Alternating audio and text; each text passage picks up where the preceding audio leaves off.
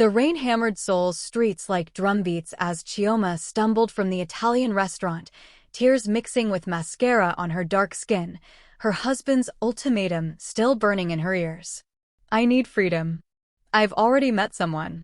36 hours later, she'd walk into Seoul's most notorious underground lounge, meet eyes with a man whose reputation preceded him like thunder, and feel something primal lock into place between them.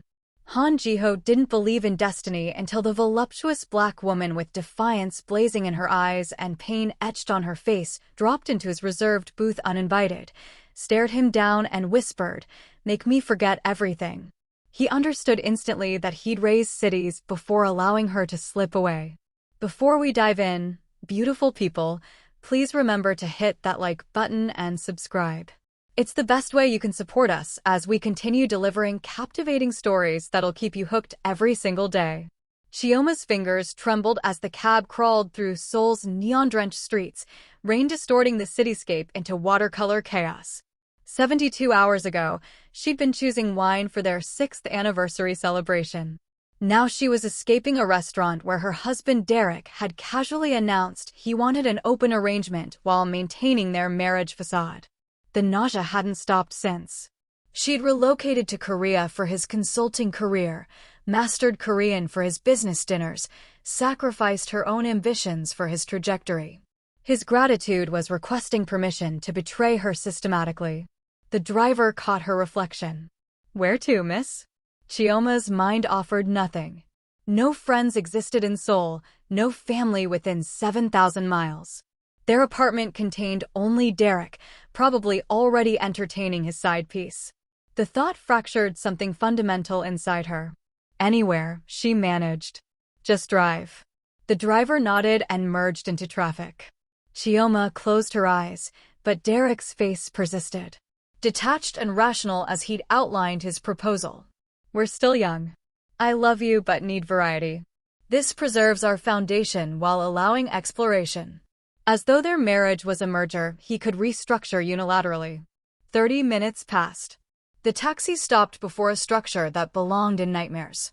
Black steel and tinted glass, no signage. Only a crimson door monitored by 2 men radiating lethal capability. Chioma observed it through rain-streaked windows, something reckless awakening in her chest. "What is this place?" she asked. The driver shifted uncomfortably. "Obsidian. Extremely exclusive venue. Very dangerous clientele." Perfect. Chioma was finished with safety. Safety had delivered a faithless husband and shattered dreams. She paid the driver and stepped into the deluge. The guards assessed her approach, expressions unreadable. One, tall with a jagged scar bisecting his eyebrow, raised his palm. "Private establishment. Members exclusively." Chioma met his gaze, rain soaking her cocktail dress, and something in her expression must have broadcast her desperation because his features softened marginally. "Please," she said quietly. "I just need somewhere to disappear briefly." The scarred guard exchanged glances with his partner, then inexplicably stepped aside. 2 hours. Remain in the main area. The upper level is forbidden." Chioma nodded and crossed through the crimson threshold into an atmosphere thick with expensive liquor and danger. The interior was all ebony leather and crimson lighting, filled with stunning people moving with the confidence of the untouchable. Music pulsed through the space, something dark and hypnotic matching the crowd's energy.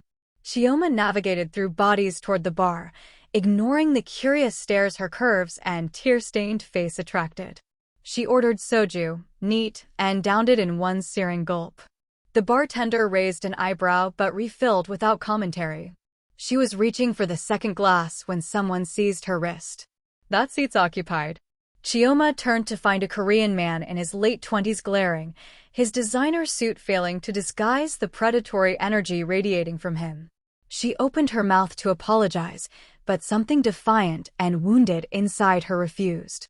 "I don't see anyone sitting here," she said coldly. The man's eyes widened, clearly unaccustomed to contradiction. "Do you understand who I am? Should I care?" Nearby conversations ceased, people staring with shocked anticipation.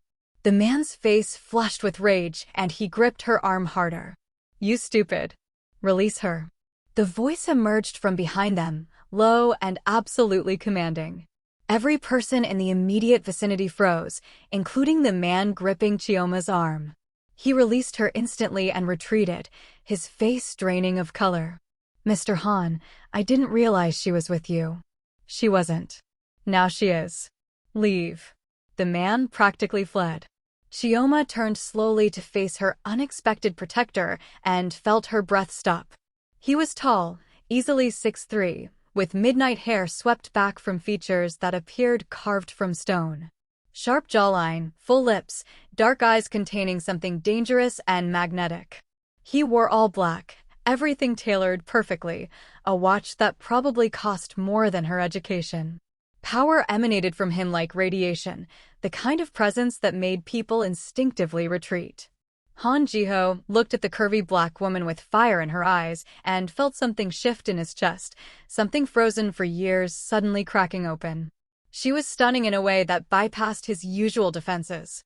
Rich brown skin, natural curls cascading past her shoulders, a body that curved perfectly, and eyes holding pain he recognized because he saw it in his own reflection. "Thank you," she said quietly, her voice rougher than it should be. Jiho didn't respond. Couldn't. His entire world had just narrowed to this moment, this woman, the way she held his gaze without flinching despite her hands trembling slightly. "What's your name?" he asked, his voice emerging harsher than intended. "Does it matter?" Something hot flashed through him at her defiance. Yes. She studied him for a long moment, then made a decision that would alter both their lives. "Chioma." Jiho repeated it silently, tasting the syllables. It suited her, soft and strong simultaneously. "Come with me," he said, turning toward the back of the venue. "Why would I do that?" He looked back at her, his eyes dark and intense. "Because remaining down here looking like you do, crying the way you are, will attract the wrong attention. My section is private. Safe." Chioma knew she should refuse. Knew following a dangerous stranger to a private area was the kind of mistake women didn't survive. But she was exhausted from being safe, from being good, from doing the right thing while the world crushed her anyway. "Fine," she said. "Lead the way." Jiho's private section was on the second floor, separated from the main venue by frosted glass and two more guards who nodded respectfully as he passed. Inside was a curved ebony leather sofa, a low table with an expensive whiskey bottle, and floor-to-ceiling windows overlooking all of Seoul. Chioma sank onto the sofa and immediately felt the tension in her shoulders ease slightly. Up here the music was muted, the crowd distant. For the first time in hours she could breathe. Jiho poured 2 glasses of whiskey and handed her one, then sat at the opposite end of the sofa, maintaining careful distance. He didn't speak, just watched her with those dark, assessing eyes. "You're staring," Chioma said after several minutes of silence. "You're in my venue crying. I'm trying to understand why. Does it matter?" "Yes." There was that word again, absolute and unyielding. Chioma took a long drink of whiskey, letting the burn ground her. "My husband asked for an open marriage yesterday," she heard herself say. "He wants to sleep with other women, but keep me around as his wife. Like I'm a safety net. Like 6 years meant nothing." Jiho's grip on his glass tightened until his knuckles went white. "Where is he now?" "Home. Probably with her already." "What's his name?" The question was casual, but something in Jiho's tone made Chioma look at him sharply. His face was expressionless, but his eyes burned with something dark and protective. "Why?" "Because I'm deciding whether to kill him or just destroy his career." Chioma should have laughed. Should have dismissed it as hyperbole. But the way Jiho said it, flat and factual, made her believe he meant every word. "You don't even know me," she whispered. Jiho leaned forward, his eyes locked on hers. "I know you're sitting in my venue in pain when you should be worshipped. I know your husband is a fool who doesn't deserve you. And I know that if he walked in here right now, I'd put him in the hospital." Heat flooded through Chioma at the raw protectiveness in his voice. No one had ever spoken about her like that, like she was something precious worth defending. "Who are you?" she asked, though part of her already knew the answer. "Han Jiho. I own this venue and several other businesses in Seoul." "Legal businesses." His lips curved slightly. Most of them. Chioma should have been afraid. Should have run. Instead, she felt safer than she had in months. They sat in silence for a while, drinking whiskey and watching Seoul's lights sparkle below. Jiho found himself unable to look away from her. The way she tucked her curls behind her ear, the curve of her neck, the fullness of her lips. He wanted to know everything about her. Wanted to take away her pain and replace it with something better. The intensity of the feeling should have alarmed him. But it felt right, like something inevitable finally falling into place. I should go, Chioma said eventually, though she didn't move. Where? I don't know. Hotel maybe? Jiho made a decision then. One that would alter the course of both their lives. Stay. What? Not here. I have a penthouse 3 blocks away. Private residence. You can stay there until you figure things out. Chioma stared at him. Why would you do that for a stranger? Because you're not a stranger. Because the moment you sat down in my venue, something in me recognized something in you. Because I'm going to ensure no one ever hurts you again. Chioma knew she should refuse. Knew accepting help from a man like this came with invisible strings. But her apartment held Derek and his mistress. A hotel felt cold and empty. And something about the way Jiho looked at her, like she mattered, like she was worth protecting, made her want to take the risk. Okay, she whispered. Just for tonight. Jiho nodded, knowing it was a lie. She wouldn't leave after one night. He wouldn't allow it. Something had started between them the moment their eyes met, something neither of them could walk away from. He stood and extended his hand. Come on. Let's get you somewhere safe.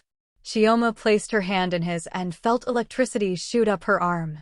Jiho's fingers closed around hers, warm and strong, and she knew with absolute certainty that her life had just changed forever. The following morning, Chioma woke in a bed softer than clouds, wrapped in sheets that probably cost more than her monthly salary. Sunlight streamed through floor-to-ceiling windows, illuminating a penthouse that looked like something from a magazine. All modern furniture, expensive art, and a kitchen that gleamed with unused appliances. She sat up slowly, memories of the previous night flooding back. Jiho had driven her here personally, shown her the bedroom, and left her alone with instructions to take whatever she needed from the stocked closet and bathroom. He'd been a perfect gentleman, never touching her beyond that initial hand-holding, never suggesting anything inappropriate. And yet the air between them had crackled with something electric and dangerous. Chioma found her phone on the nightstand and immediately regretted it. 18 missed calls from Derek. Dozens of texts ranging from confused to angry to pleading. She deleted them all without reading past the first few words. She showered in a bathroom that felt like a spa, then raided the closet to find it stocked with women's clothes in her exact size. The tags were still attached. Expensive designers she recognized from magazine spreads. How had Jiho known her size? When had he had time to stock the closet? She chose a simple navy dress that hugged her curves, then padded barefoot into the kitchen to find coffee already brewing and a note on the counter in precise handwriting. Had to handle business. Make yourself at home. I'll be back tonight. Don't leave without security. Jiho. The casual command in those last words should have irritated her. Instead, something warm curled in her stomach. When was the last time someone had worried about her safety? Chioma was halfway through her second cup of coffee when her phone rang. Not Derek this time, but her sister calling from Atlanta. I've been trying to reach you for hours. Are you okay? Chioma closed her eyes. Her sister had never liked Derek. Had warned her that moving halfway across the world for a man was dangerous. She'd been right. I'm fine, Amara. Just dealing with some things. Derek called me. Said you walked out on dinner last night and won't answer his calls. What happened? He wants an open marriage, Chioma said flatly. So I left. Her sister was silent for a long moment. Where are you now? A friend's place. What friend? You don't have friends in Seoul. Chioma hesitated. It's complicated. Chioma Adana Okafor. You better not be doing something stupid. I'm fine, Amara. Promise. I just need time to figure things out. They talked for another 20 minutes, her sister oscillating between concern and anger at Derek. By the time Chioma hung up, she felt steadier, more grounded in her decision to leave. She spent the day exploring the penthouse, finding a library full of books in multiple languages, a home gym that looked barely used, and a terrace with a view that took her breath away. Everything was expensive and impersonal, like a showroom rather than a home. She wondered if Jiho actually lived here, or if this was just one of many properties he owned. By evening, restlessness drove her to the terrace. Seoul spread below her like a glittering carpet, beautiful and foreign. She'd been here 18 months, but still felt like a tourist, never quite fitting into Derek's expat social circle, never quite belonging. You're thinking too hard. Chioma spun to find Jiho stepping onto the terrace, still dressed in all black, his hair slightly mussed like he'd been running his hands through it. He looked tired but alert, his dark eyes immediately finding hers. "How do you know?"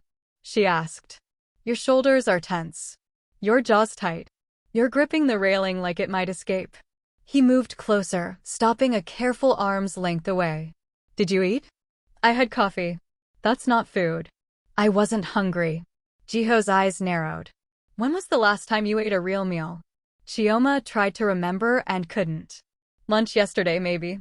"Before the anniversary dinner that destroyed my marriage." Jiho muttered something in Korean that sounded like a curse, then pulled out his phone. He rattled off orders in rapid Korean, then hung up and looked at her. "Food will be here in 20 minutes. Go sit down." "I'm not a child you can order around," Chioma said, but her voice lacked heat. "No, you're a woman who's been through hell and forgot to take care of herself. So I'm doing it for you. Sit." The protective command in his voice did something to her insides, made her feel seen and cared for in a way Derek never had. She sat. Jiho settled into the chair across from her, his long legs stretched out, his eyes never leaving her face. "Did your husband call?" he asked. 18 times. "I didn't answer." "Good. You don't even know him. What if he was calling to apologize? Then he can apologize through a lawyer." Jiho's voice went cold. "What he asked of you was disrespectful and cruel. You deserve better." Chioma felt tears burn behind her eyes. "I gave him everything. Moved across the world, learned Korean, built my whole life around his career. And it still wasn't enough. Then he's a fool." The simple declaration made something crack in her chest. "You don't know me well enough to say that." Jiho leaned forward, his eyes intense. "I know you walked into a dangerous venue alone rather than go home to him. I know you're strong enough to leave instead of accepting less than you deserve. I know you're beautiful and intelligent and worth more than he ever gave you credit for." That's enough. The air between them went electric. Chioma couldn't breathe, couldn't think, couldn't do anything but stare at this man who looked at her like she hung the moon. "Why are you being so kind to me?" she whispered. Jiho's jaw tightened. He wanted to tell her the truth, that from the moment she'd sat down in his venue, something in him had shifted, that he'd spent the entire day thinking about her, that he'd had the penthouse stocked with clothes and food because he knew she needed sanctuary, that he was already planning ways to destroy her husband's life for hurting her. "Because someone should be," he said instead. The food arrived then, breaking the tension. Jiho had ordered enough for 5 people, Korean dishes Chioma recognized and some she didn't, all of it smelling incredible. He served her himself, piling her plate high, watching to make sure she ate. They ate in comfortable silence, Seoul's lights twinkling below them. Chioma felt herself relaxing for the first time in days, the combination of good food and Jiho's solid presence working better than any medication. "Tell me about you," she said eventually. "All I know is you own nightclubs and have suspiciously good taste in penthouses." Jiho's lips curved slightly. "What do you want to know?" "Everything. Start with why a man like you was alone in his venue last night." "A man like me? Powerful. Dangerous. The kind of man people are afraid of." "You're not afraid of me. Should I be?" Jiho studied her for a long moment. "Probably. Most people are." "Why?" He set down his chopsticks, his expression going serious. "My family built their fortune in construction and real estate. Legitimate businesses. But we also have connections to less legitimate operations. Protection, information brokerage, favors traded in dark rooms. I inherited it all when my father died 6 years ago." "Mafia," Chioma said flatly. "Close enough." We prefer to call it selective business practices. Chioma should have been terrified. Should have run. Instead, she felt oddly calm. And last night? I was meeting with associates who were late. You arrived instead. His eyes locked on hers. Best business failure of my life. Heat flooded through Chioma at the raw honesty in his voice. This was dangerous. He was dangerous. But danger felt better than the slow death of her marriage. I should go, she said without meaning it. Where? I don't know. Hotel. Back to the apartment to get my things. Stay here. Jiho. Stay, he repeated, his voice dropping lower. At least until you figure things out. This place is yours for as long as you need it. I can't just live in your penthouse rent-free. Why not? Because it's too much. We barely know each other. Jiho stood and moved to her chair, crouching beside it so they were eye level. Up close, Chioma could see the faint scar above his left eyebrow, the way his eyes held something ancient and protective. I don't do charity, he said quietly. I'm offering you this because I want to. Because seeing you in pain makes me want to break things. Because in one night, you've become important to me in ways I don't fully understand yet. Let me keep you safe while you figure out your next move. Chioma's breath caught at the intensity in his eyes. This was insane. Completely insane. But insane felt right after 18 months of suffocating in a marriage that had slowly killed her spirit. Okay, she whispered. But just until I find a job and can afford my own place. Jiho's hand came up to cup her cheek, his thumb brushing across her cheekbone in a gesture so tender it made her want to cry. Deal, he said, though they both knew it was a lie. He had no intention of letting her leave. A few days later, Chioma sat in a coffee shop near Hongdae, staring at her laptop screen and trying to focus on job listings. Jiho had left early that morning with a promise to be back by dinner, and she decided to venture out, explore the neighborhood, maybe start rebuilding her life. Her phone buzzed with a text from an unknown number. She opened it and felt ice flood her veins. The photo showed her and Jiho on the penthouse terrace, taken from a distance with a telephoto lens. Below it, a single message. Your new boyfriend won't protect you forever. Derek. Chioma's hand shook. How had Derek found her? How long had he been watching? She was still staring at the phone when someone sat down across from her. Not Jiho. A Korean man in his 30s, handsome in an artificial way, his suit expensive but flashy. Chioma Okafor, he said, his English perfect but accented. We need to talk. I don't know you. Park Sung-go. I'm an associate of your husband's. He's very worried about you. He should have thought of that before asking for an open marriage. Sung-go smiled, but it didn't reach his eyes. Derek made a mistake. He wants to fix things. But first, you need to stop sleeping with Han Jiho. Chioma felt her face flush. I'm not sleeping with him. No? You're living in his penthouse, wearing clothes he bought, spending every evening with him. What would you call it? None of your business. Sung-go's smile faded. It became my business when you involved yourself with the Han family. Do you have any idea who Jiho is? What he does? I know enough. Do you know he's killed people? That his business empire is built on extortion and violence? That women who get involved with him tend to disappear? Chioma stood abruptly, her chair scraping back. This conversation is over. Sung-go stood too, moving too close, his hand closing around her wrist. Derek is giving you one chance to come home. If you refuse, things will get complicated. Let go of me. Or what? You'll call your gangster boyfriend? He's not here to protect you now. A shadow fell across the table. Chioma looked up to find Jiho's right-hand man, Kang Tae-hyun, standing behind Sung-go with an expression that promised violence. Mr. Park, Tae-hyun said quietly. Mr. Han requests that you remove your hand from Miss Okafor immediately. Sung-go released Chioma and stepped back, his face pale. I was just leaving. You were just leaving. Tae-hyun's smile was all teeth. And if you approach Miss Okafor again without Mr. Han's permission, we'll be having a very different conversation. Understand? Sung-go nodded and practically ran from the coffee shop. Chioma sank back into her chair, her whole body shaking. Are you okay? Tae-hyun asked, his voice gentler now. How did you know I was here? Mr. Han asked me to keep an eye on you. Discreetly. He pulled out a phone. I need to call him. He'll want to know what happened. 10 minutes later, a black car pulled up outside the coffee shop.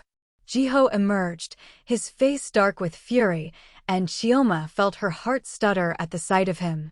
He crossed the coffee shop in 3 strides, his hands immediately going to her shoulders, his eyes scanning her face. Did he hurt you? No, I'm fine, but Jiho. Show me where he touched you. Chioma held up her wrist, which still bore faint marks from Sungo's grip. Jiho's jaw clenched so tight she heard his teeth grind. His name, Jiho said, his voice deadly calm. Park Sungo. He said he was an associate of Derek's. I know who he is. Jiho pulled out his phone and rattled off orders in rapid Korean. When he hung up, his eyes were still blazing. He won't bother you again. What are you going to do? What I should have done the moment your husband's name came up. I'm going to make sure everyone knows you're under my protection. That touching you, threatening you, even looking at you wrong will have consequences. Chioma should have been afraid of the violence in his voice. Instead, she felt safe, protected in a way she'd never experienced. Take me home, she whispered. Jiho's eyes darkened at the word home, like it meant something more than just a place to sleep. He nodded and led her to the car, his hand never leaving her lower back. That night, back at the penthouse, Jiho made calls while Chioma sat on the terrace, trying to process everything. She'd known getting involved with Jiho would complicate her life. But she hadn't expected Derek to fight back, hadn't expected threats and surveillance. Jiho joined her eventually, 2 glasses of wine in hand. He gave her one and sat beside her, close enough that their shoulders almost touched. I'm sorry, he said quietly. For what? For putting you in danger. Sungo was right about one thing. Being with me makes you a target. Chioma looked at him, at the genuine concern in his eyes. Then we stop. I'll move out, we'll stay away from each other and… No. The word was absolute. That's not an option. Jiho. You want to know why? He turned to face her fully, his eyes burning. Because in 3 days, you've become the most important thing in my life. Because I think about you constantly. Because the idea of you going back to that apartment, to that husband, to any situation where you're not safe and protected makes me want to burn the whole city down. Chioma's breath caught. That's crazy. We barely know each other. I know you're strong. I know you're beautiful. I know you deserve better than what you've been given, and I know that I'm going to make sure you get it, even if it means war with your husband and everyone he knows. The intensity in his voice made Chioma's heart race. This was too much, too fast, too intense. But it felt right in a way nothing else had. What are you saying? She whispered. Jiho's hand came up to cup her face, his thumb brushing across her lips in a gesture that made heat pool in her stomach. I'm saying you're mine now, he said quietly. And I protect what's mine. Before Chioma could respond, before she could think about all the reasons this was insane, Jiho's lips were on hers, hot and demanding and perfect. She gasped into his mouth, and he took advantage, deepening the kiss, his hand sliding into her curls to hold her exactly where he wanted her. Chioma melted into him, her hands fisting in his shirt, pulling him closer. She'd never been kissed like this, like she was precious and necessary and absolutely essential. Like she was the only thing that mattered in the entire world. When they finally broke apart, both breathing hard, Jiho pressed his forehead against hers. Stay with me, he whispered. Not in the penthouse. In my home. Let me keep you safe. Chioma knew she should say no. Knew this was moving too fast, that she was rebounding from one relationship straight into something even more dangerous. But when she looked into Jiho's eyes and saw the raw need there, the desperate desire to protect her, she found herself nodding. Okay, she breathed. Take me home. Jiho's smile was fierce and possessive and completely devastating. He stood and pulled her up with him, then kissed her again, slower this time, savoring her. Get your things, he said against her lips. Tonight you sleep in my bed. 3 months later, Chioma stood in Jiho's office at one of his legitimate businesses, a high-end restaurant supply company. She'd taken a job as his operations manager, using her business degree for the first time in years, and discovered she was actually good at it. Life had settled into a rhythm that felt surreal in its perfection. She lived with Jiho in his actual home, a modern house in an exclusive neighborhood with a garden she loved and security that made her feel safe. They ate breakfast together every morning, spent evenings talking about their days, fell asleep tangled in each other every night. He was attentive and protective, occasionally overbearing in his determination to keep her safe.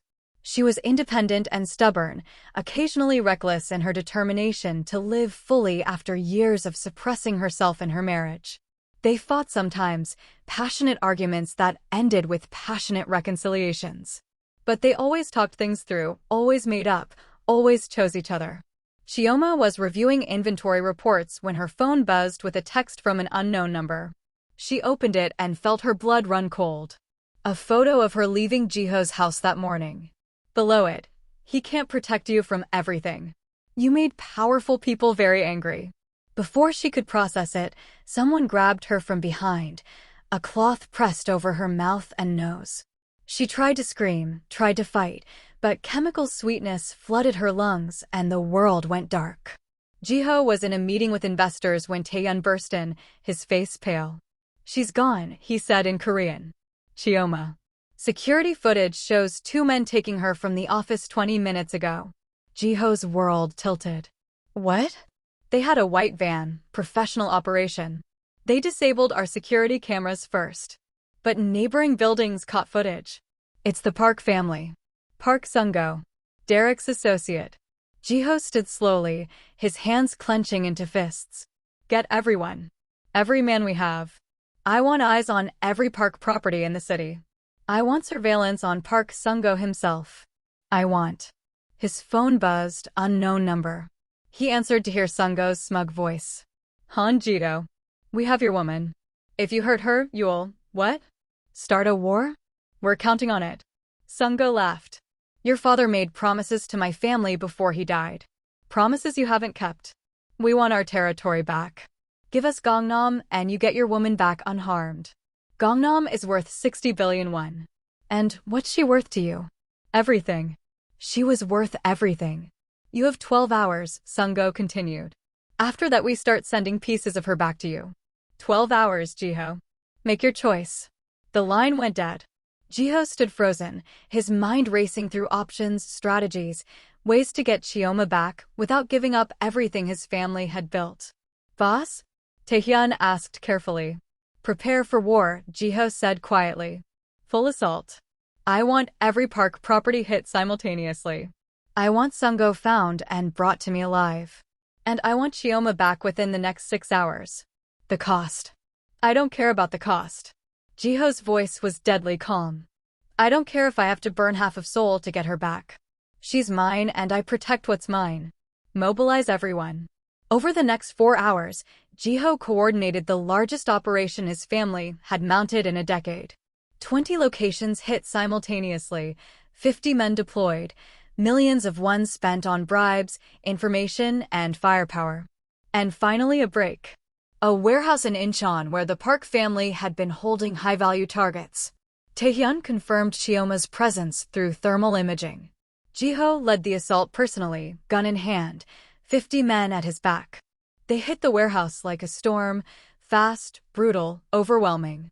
Jiho moved through the building with singular focus, taking down anyone who stood between him and Chioma. He found her in a back room, tied to a chair, her face bruised but her eyes fierce. When she saw him, relief flooded her expression. "Jiho, I've got you." He cut her bonds quickly, his hands gentle despite the violence still echoing through the building. "Are you hurt?" "I'm okay." They mostly just threatened. An explosion rocked the building. Sung-go's last desperate move, wired explosives set to bring the whole structure down. "Run." Jiho grabbed Chioma's hand, pulling her toward the exit. Behind them, the building began to collapse, flames spreading rapidly. They burst into the night air seconds before the warehouse imploded, both of them tumbling onto the pavement. Jiho immediately covered Chioma with his body, shielding her from debris. When the dust settled, he pulled back to look at her, his hands framing her face, checking for injuries with frantic intensity. "I thought I lost you," he said roughly, his voice breaking. I thought. I'm here. I'm safe. You found me. Chioma cupped his face, seeing tears in his eyes for the first time. Jiho, I'm okay. He kissed her desperately, possessively, pouring everything he'd felt during those terrible hours into the contact. When he finally pulled back, his eyes were blazing. Marry me, he said. Chioma blinked. What? Marry me. Right now. Tomorrow. As soon as legally possible. His hands tightened on her face. I can't go through that again. Can't spend another second without knowing your mind in every way that matters. Marry me, Chioma. Jiho, we've only been together 3 months. I don't care. I knew you were mine the first night we met. Everything since has just been proving it. His eyes searched hers desperately. Say yes. Please. Chioma looked at this powerful, dangerous man kneeling in the rubble of a warehouse he'd assaulted to save her, and felt her heart expand until she thought it might burst. Yes, she whispered. Yes, I'll marry you. Jiho's kiss was fierce and claiming and absolutely perfect. Around them, his men cheered, relief and joy breaking through the tension of the assault. 2 weeks later, Chioma stood in a private garden in traditional Korean wedding dress, her hair styled with delicate pins, her hands shaking as Jiho slipped a ring onto her finger. They'd done it properly, engagement period compressed to days, wedding planned with Jiho's characteristic efficiency, both families present despite the unusual circumstances. Chioma's family had flown in from Atlanta, initially skeptical, but won over by Jiho's obvious devotion to their daughter. I promise to protect you, Jiho said during his vows, his voice steady and sure. To cherish you, to fight for you, to love you with everything I am for the rest of my life. I promise to stand beside you, Chioma replied, tears streaming down her face. To support you, to challenge you, to love you even when you're being overbearing and overprotective. Light laughter rippled through the assembled guests. Jiho's smile was warm and real, the smile he saved only for her. When the officiant pronounced them married, Jiho pulled Chioma into a kiss that made the guests cheer and her sister fan herself dramatically. Mine, he murmured against her lips. Finally, completely mine. Yours, Chioma agreed. Always. The reception was elaborate and beautiful, but Chioma barely remembered it.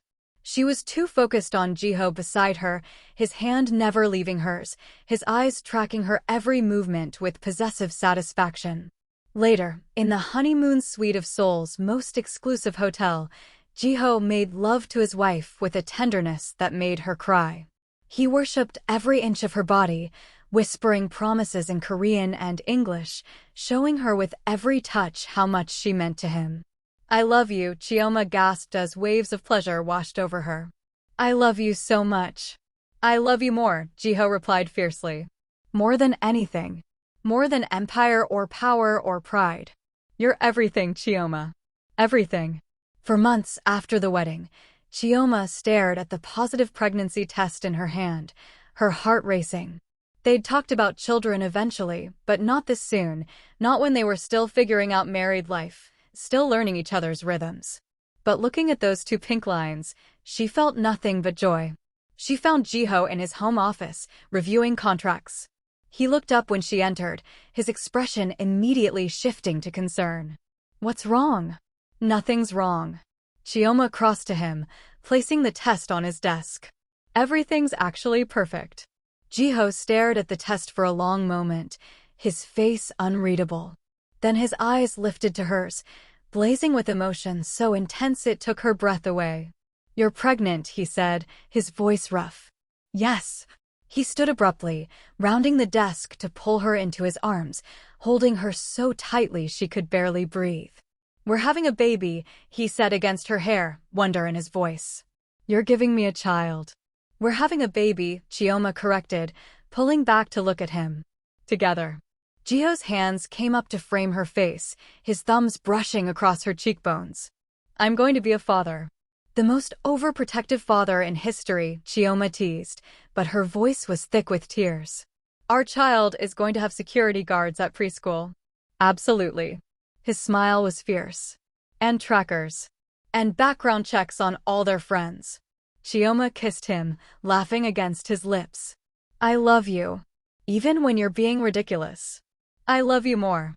Jiho's hand drifted down to rest on her still flat stomach, wonder in his eyes. Thank you. For choosing me. For staying. For giving me a family. Thank you for fighting for me, Chioma replied. For showing me what real love looks like. 9 months later, Chioma held their daughter, perfect and tiny and absolutely beautiful, while Jiho sat beside the hospital bed, looking stunned and overwhelmed. She's so small, he said, carefully touching one miniature hand. She's perfect, Chioma corrected, exhausted but happier than she'd ever been. Just like her father. Jiho's eyes lifted to hers, bright with tears. I never thought I could have this. Never thought I deserved it. You deserve everything, Chioma said firmly. You're a good man, Jiho. A good husband, and you're going to be an amazing father. As if to prove her point, their daughter grabbed Jiho's finger with surprising strength, and his entire face softened with wonder and love. I'm going to protect both of you, he promised. Always. Nothing will ever hurt either of you. Chioma smiled, knowing he meant every word. Life with Jiho would never be ordinary. There would always be danger, always be challenges, always be the weight of his world pressing against their bubble of happiness. But there would also be love, fierce, protective, all-consuming love that had started with a desperate woman walking into a dangerous club and a powerful man who'd recognized his future in her eyes. I know you will, Chioma said softly. I trust you completely. And as Jiho leaned down to kiss his wife and daughter, he knew he'd found everything he'd never known he'd been searching for. His family. His home. His heart. Thank you so much for joining us on Chioma and Jiho's journey from heartbreak to healing, from danger to devotion. If this story touched your heart, hit that subscribe button and let us know in the comments where you're watching from. Should I bring you more stories like this one? Stories where powerful men fall hard for strong women who change their entire world? Drop a comment right now and tell me what moment made your heart race. Was it their first kiss on the terrace? The warehouse rescue? The wedding? I want to hear from every single one of you. Until next time, remember that sometimes the end of one story is just the beginning of something better. Keep believing in love that fights back, in second chances that feel like destiny, and in the kind of devotion that says you're mine, and I'll prove it every single day. This is Alina Korean Stories, and I'll see you in the next one.